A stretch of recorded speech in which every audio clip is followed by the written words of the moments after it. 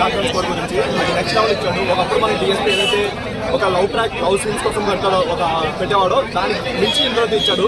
So ఒకప్పుడు DSP చూసినట్టు అనిపించింది. అండ్ నెక్స్ట్ మనం చెప్పుకోవాల్సింది హీరో హీరోయిన్ యాక్టింగ్ గురించి. ఇద్దరు పోటీ పడి చేశారు. అసలు మనకి ఏదైతే డైరెక్టర్ చెప్తున్నారో రీట్ ఇంటర్వ్యూస్ లో వాళ్ళిద్దరు రివాడి మరి చేశారనిపించింది. వాళ్ళకి 100% న్యాయం చేశారు. సో యాక్టింగ్ వైజ్ అయితే కాకపోతే స్టోరీ వైజ్ వచ్చేసరికి కొంచెం నేను శ్రేయవాడే కాబట్టి నాకు పర్సనల్గా నాకు స్టోరీ తెలుసు, కంప్లీట్ స్టోరీ నాకు తెలుసు. కాకపోతే ఏంటంటే వీళ్ళ స్టోరీని ఫస్ట్ ఒక 4.1 తీసుకుని మీతో మొత్తం సింబాలిక్ లైబ్రరీ మొత్తం పెట్టేస్తారు.